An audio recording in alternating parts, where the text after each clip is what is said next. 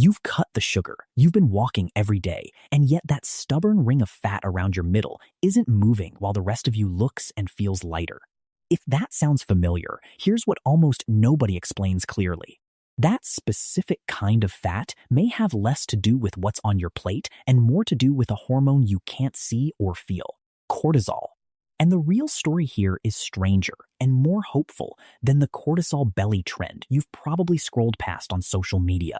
Let's start with what cortisol actually is, because the internet has turned it into a villain without explaining what it's for. Cortisol is your body's primary stress hormone, produced in your adrenal glands, two small glands that sit on top of your kidneys. In short bursts, cortisol is essential. It's what gets you out of bed in the morning, sharpens your focus before a deadline, and mobilizes energy exactly when you need it. The problem was never cortisol itself.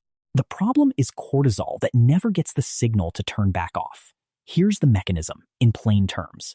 When cortisol rises, one of its jobs is to release stored glucose, sugar, into your bloodstream so you have fast energy available.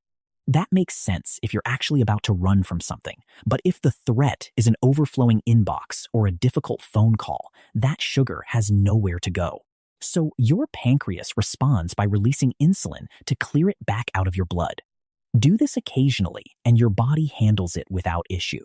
Do it day after day, for months or years, and your cells gradually become less responsive to insulin's signal, a state doctors call insulin resistance. Your pancreas compensates by producing even more insulin to do the same job. And chronically high insulin, running alongside chronically high cortisol, sends a very specific instruction to your fat cells: store energy here and store it centrally. That here is the part almost nobody explains. Not all body fat behaves the same way. Research going back to the 1990s from endocrinologist Per Björntorp's group in Sweden found that fat cells deep in the abdomen, visceral fat, the kind that surrounds your internal organs rather than sitting just under the skin, carry a higher density of cortisol receptors than fat stored elsewhere in the body.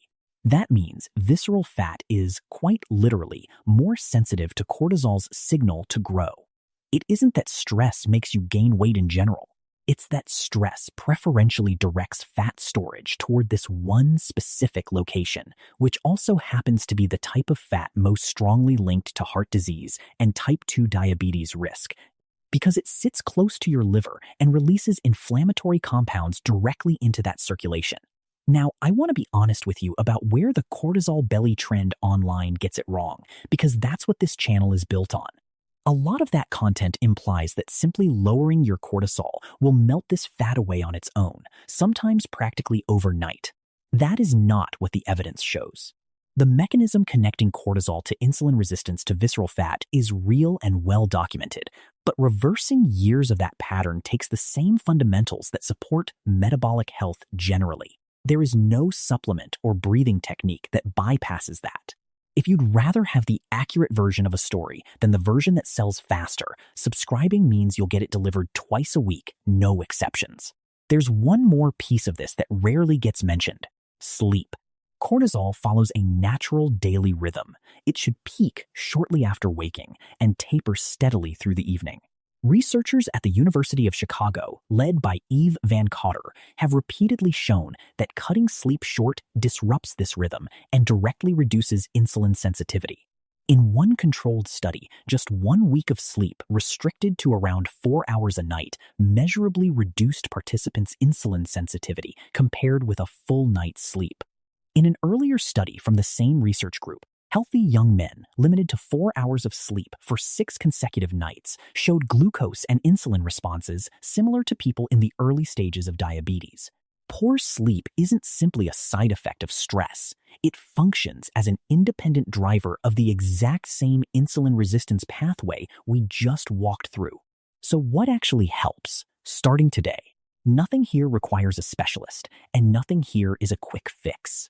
Protect your sleep the way you'd protect a prescribed medication, 7 to 9 hours at a consistent time, because that single habit acts directly on the cortisol-insulin pathway you now understand. Build regular movement into your week. Both aerobic activity and resistance training have been shown to improve insulin sensitivity independent of any weight lost. So consistency matters more than finding the perfect workout. Stabilize your blood sugar by pairing protein and fiber at meals rather than relying on refined carbohydrates alone, which blunts the insulin spikes that cortisol makes worse. And build in genuine recovery. Even 10 to 15 minutes daily of slow breathing, time outdoors, or another practice that reliably calms your nervous system is more protective over time than an occasional big gesture towards self-care. On the supplement side, the best studied option for directly lowering cortisol is ashwagandha, an adaptogenic herb used for centuries in Ayurvedic medicine. Multiple, randomized, placebo-controlled trials have shown meaningful reductions in serum cortisol with consistent daily use over several weeks. One well-known trial found a nearly 28% drop in cortisol compared with under 8% in the placebo group. I want to be precise about what that means. The evidence that ashwagandha lowers the cortisol number itself is genuinely strong. The evidence that this alone resolves someone's felt sense of stress is more mixed.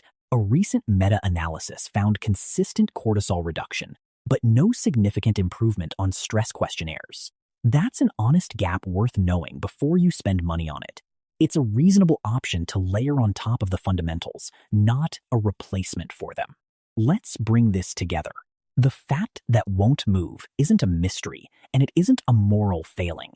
It's a hormone doing exactly what it evolved to do in response to a stress load your body was never designed to carry indefinitely. Cortisol pushes glucose into your blood, insulin clears it out, and the two together direct that energy specifically toward the visceral fat that's more sensitive to this signal than fat stored anywhere else.